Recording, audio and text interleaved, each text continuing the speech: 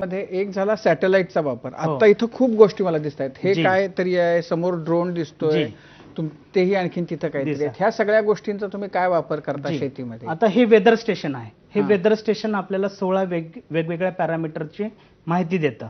पाऊस किती पडला, तापमान किती आहे, कमीत कमी तापमान किती आहे, ह्युमिडिटी किती आहे, सॉइलचं टेम्परेचर काय आहे. याच्यामुळे आपल्याला कळतं की कोणता कीड किंवा रोगचा प्रादुर्भाव पिकावर येऊ शकतो का, त्याचे डिसिजन येतात आपल्याला. त्याच्यानंतर हे जे अलर्ट आहे त्याच्यातून एक VPD नावाचं, वेपर प्रेशर डेफिसिट नावाचा रेशो मिळतो. तो 1 किंवा 2 लागतो. खूप सिंपल आहे.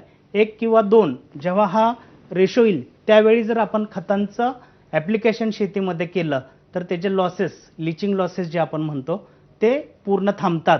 आणि हे मुळं त्या स्टेजला 1 किंवा 2 ही जी स्टेज आहे, हा रेशो आहे, ह्या वेपर प्रेशर डेफिसिटच्या रेशोनुसार, ह्या रिझल्टनुसार आपण ती वेळ त्या शेतकऱ्याला कळवतो की सकाळी 8:35 1 ते 2चा हा VPD राहणार आहे आणि तू एवढं खताचं ॲप्लिकेशन तू शेतीमध्ये दे.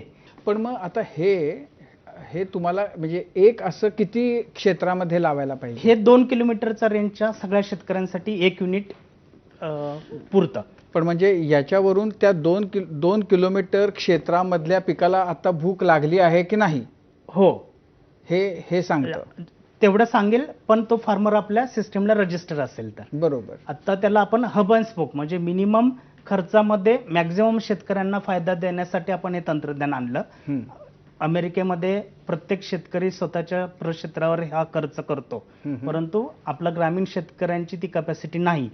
हे आपण त्यांना सतत कन्व्हिन्स केलं तज्ज्ञांना आणि मग हे कस्टमाइज केलं आणि त्याची रेंज 2 किलोमीटर करून सगळ्या परिघातील शेतकऱ्यांना हा फायदा होण्यासाठी आपण हे प्रयोग आपण आता बारामतीमध्ये अंमलात आणला.